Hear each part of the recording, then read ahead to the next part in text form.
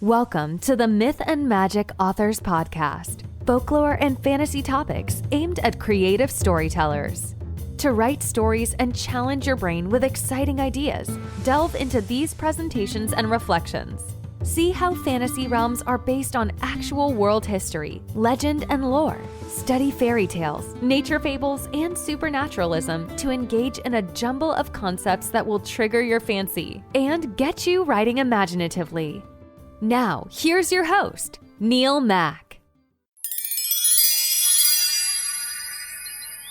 Hi fantasy fiction fans, and welcome to Myth and Magic, another episode this summer solstice week. And I want to tell you about the limitations of magic and also how to use the magic of nature instead. And it all starts with a little story. A neighbour buttonholed me to speak about my big tree. I admit that my beloved Scots pine tree is unpopular locally because the tree has grown far beyond my best expectations. I suppose I might have guessed it would grow into a giant, as it's also known as the European redwood, which suggests that the tree is related to the largest and the tallest trees in the whole world. My neighbour suggested that it's difficult to keep up with all the cones that fall from the tree. Plus, there's the needles and the catkins that drop all over the place and they clog up all their gutters. Although the tree is evergreen, so it doesn't shed leaves, it does drop needle-thin bits of stuff all year long. Though, on the positive side, when the light dances through those blue needles, it's a joyous sight to behold. Plus, the tree doesn't really cast much shade. But I suppose my neighbour is right. I suppose I must do something about the tree, and I suppose I must confront the rather gruesome truth that what was meant by doing something would mean felling and logging my tree. A tree which I've grown for the last 21 years. And that will mean no more visiting woodpeckers for me, no more kinglets, because goldcrests have visited each year that I've had combs, no more dove nests or magpie lookout posts. But then my neighbour said a curious line, perhaps to add some seriousness and some urgency to the request. My neighbour said, "Your tree is increasingly affecting our way of life." So a tree encroaches and it intrudes. A tree overhangs and it trespasses. A tree threatens and it damages. A tree disturbs and it overshadows. A tree is part of nature, and nature tramples all over our best laid plans. Nature dominates and nature destroys. Our neighbour also spoke of how life had been a disaster these last few months, with many difficulties and headaches and worries. There was a list of evils and complications and tribulations, and they all had a predominant theme, and that was that they were all natural calamities. And what I mean by that is they were all sufferings that were caused by an inherently precarious natural state of being that we all exist in. The big tree was the last of my neighbour's worries. My neighbour admitted that, but at least this problem could be solved effectively and decisively by bringing in a team with a chainsaw and a stump grinder and dealing with it. But I silently mused there were other natural challenges, such as difficult relationships or ongoing illnesses or troubling afflictions or the organic processes of ageing that cannot be divided into convenient chunks and eliminated by a modern sorcerer who just happens to own a van and a wood chipper. Today I looked at my big tree and I figured out what magic was all about. I'll put a photo of my big tree on my site at neilmach.me. I figured out that magic was all about trying to control nature. And I secretly thought, I bet if they had the power, I bet my neighbours would wish they could make my tree vanish. So yes, magic is about secret knowledge, we all know that. It's about power over love or wealth. It's about the ability to deceive or to entertain. But if you really think about it, if you really start to knuckle down, you'll realise that magic is just a convenient and enjoyable way to control and to manage nature. Do you need to heal yourself? Well, use magic. Do you need to protect yourself from somebody or something or from a disease? Well, use magic. Do you need to guarantee productivity or success for yourself or your company? Use magic. Do you need to cause damage to a much more powerful enemy? Use magic. Do you need to reveal some hidden information? Use magic. Do you need to induce a spiritual transformation? Use magic. My neighbour is not one of those people who hates nature. My neighbour is simply annoyed at the way that nature intrudes into the perfect order that they have worked so hard to achieve.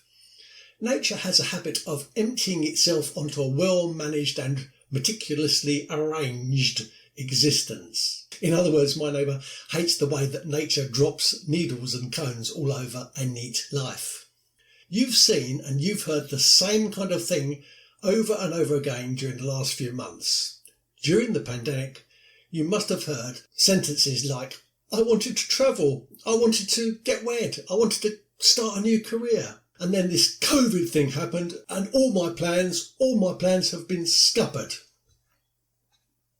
There are plenty of folks who are unhappy about the power of nature and the way it can thwart and it can undermine and it can ruin dreams, plans and endeavours. Perhaps it's instinctive for humans to hate the unknown, and that's why we want to try to control and manage it. That's why we want to try to control and manage nature. But humans, and I'm tempted to say modern humans, but that would be just a guess, humans have a limited ability to control nature. You don't have to watch the news to see that I'm right. Floods, hurricanes, tornadoes, eruptions, earthquakes, tsunamis, storms, births, deaths, illnesses, and even deviant behaviours are all natural things that happen every day, but it's in our character to try to blame somebody. Our time might be better spent trying to think of creative ways to respond to and manage these natural things. We might call them threats to our survival, but they're not really, they're just natural things. Or our time might be better spent trying to mitigate some of the harmful effects of nature. Some solutions to nature are just about learning to adapt. Mostly, the way to deal with nature is through resilience and through adjustment and through tailoring yourself to fit the environment in which you find yourself. For example, if you don't like floods, don't live near a river. If you have too many earthquakes, live in a paper house. If you want to live longer, then exercise and eat a good diet. If you want to avoid disease, stop smoking, etc. There are no magical cures for nature. Nature cannot be controlled by man. It cannot be controlled by science, and it certainly cannot be controlled by magic. If anything, science has caused us more problems than it's solved. Although I suppose that's a controversial proposition. But what I'm implying here is that magic can't work, and it goes hand in hand really, science can't work against the power of nature. You have to work with nature if you want your science or your magic to be successful. And so that's why I think there is a solution to all this. The solution to the limitations of magic is to work with nature. Humans are a social species, which means that we share our thoughts and our anxieties and our feelings and our experiences with other humans through communication. And this is a type of powerful and healing magic that only we, as far as I know, as a species can do. So start to use the magic of sharing. Share your thoughts, share your anxieties, share your feelings, and share your experiences through communication with others. And successful connection involves the ability to share both positive and negative emotions. So it's okay for my neighbour to vent a feeling about a big tree causing them trouble, for example. Though if we surround ourselves with people who only agree with us, then it will be counterproductive to the healing magic of social connection. So make sure you don't exclude all points of view and you maintain at least some divergent positions to counteract your own perhaps unconscious propensities and biases. Keep an open mind to alternative worldviews, and that's using the magic of social connection. And verbalizing anxieties helps to reduce the intensity of the problems we face. They don't go away. It's just that they can be better managed because they've been shared. And that's why people feel better once they've cleared the air or they've talked over things. I wouldn't mind betting my neighbour went home and said, I feel much better about it now I've cleared the air about the big tree. Make sure to use the simple magic of verbalisation whenever you feel squeezed or harassed by things, and especially by nature, because verbalising anxiety helps reduce the intensity of the problems that we face. And know the limits of human capacity. Yes, humans are strong, humans are powerful, humans can alter rivers and build walls across mountains and reclaim land from the sea. But it's also true that humans cannot defy the effects of senescence, ageing, for example. They can't easily defend themselves from hidden threats either. A good example is viruses. They can't protect themselves from the acts of nature that constantly bombard us, such as lightning strikes and wildfires and earthquakes. And sometimes humans overreach themselves too, both individually and as a species.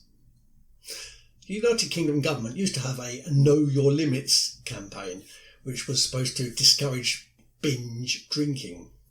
One criticism that could be levelled against the government about this is that it didn't try to deal with the underlying social reasons for binge drinking.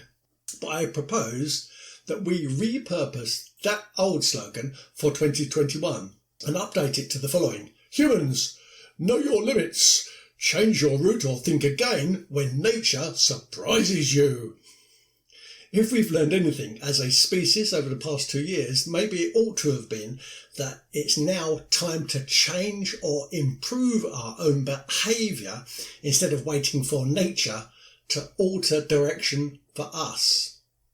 Attitude refinement is a kind of sensible, protective magic. So refine your attitude.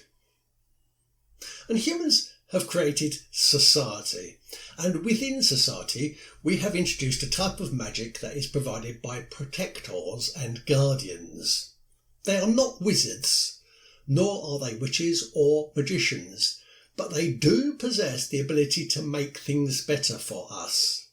For example, if you feel depressed or you have low energy, or your appetite has become weird, or you've suffered terrible insomnia, or you suffer from poor concentration, or you think that something is just plain wrong with your body right now, then please, please, please talk to your doctor. Consult a professional. Get your facts from medical experts. Medicine brings a sense of control and it will reduce anxiety. Modern clinical practices and modern physicians use nature to treat the problems that nature surely will bring us. But physicians and surgeons are not telepaths, so you still need to contact them if you need their help. And routines are magical. Humans operate at peak efficiency when they develop routines. If you don't go to bed and get up roughly the same time every day, and you don't eat reasonably sized meals made with fresh food, and you don't spend more time cooking and cleaning than you do other less sensible pastimes, for example, video gaming or social networking, then now is the time to develop your routines, because simple routines will magically transform your life. Also, exercise regularly and moderately, because this will boost your immune system and help prevent depression. And you may also use exercise to help build connections with others, because I've already explained that there's a magic in sharing and the magic in social connection. And work with the magic of nature. Try some simple gardening projects to help your self-healing processes. Reconnect with the wonder of nature by growing some garden watercress on an empty ledge. and it's healthy to eat, and it offers vitamin K, vitamin C and vitamin A. Or how about sprouting some beans in a jar? Have you ever tried that before? It's safer than commercially grown sprouts. Your home sprouted beans will offer a compound that will help regulate your blood pressure. And while the watercress and the beans germinate on your ledge, go for some long walks in the countryside and revitalise your body and spirit with fresh air. If you take advantage of the magic of nature, you will feel at peace, you will be more interconnected with the universe, and you will feel more active and productive. And those attitudes, I think, will help you overcome any depressions. So yes, it's true. We are a very resistant species, but we cannot beat nature. We will never dominate it because we are an intrinsic part of it. Nature is in us and we are in nature.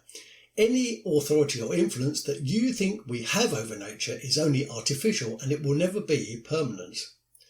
But if we learn to live with nature, both the ups and the downs that it throws at us, if we learn to channel the frequency of nature and to use nature as a middle way that can help us reorientate ourselves and adapt and grow, then we will discover that nature has a magic that we can use. So good luck with using the magic of nature, and best wishes in this summer solstice week. Let me know how you get on with the magic of nature. Next week I'm chatting to the hugely talented and utterly adorable fantasy fiction author Birdie Rivers. Birdie was born in New Jersey, though now she resides in Georgia with her family. She's been writing since her teens and professionally writing since her mid-20s. When she isn't writing, she's raising her twin girls, which she'll tell us all about, and she loves spending time with her family and friends. Before Birdie became a full-time author and an editor, she worked as a medical assistant. She's able to tap into her knowledge and experience during those days. She says her writing has served her as a therapeutic measure to treat her depression and some anxiety. Her latest release, which is titled Children of the Empire, shares parallels with those fantasy adventure shows like Once Upon a Time, with fairy tale characters who are modernised and updated and moved on a bit. It's going to be a great interview, so I want you to be sure to tune in next week when I talk to the fantasy fiction author Birdie Rivers.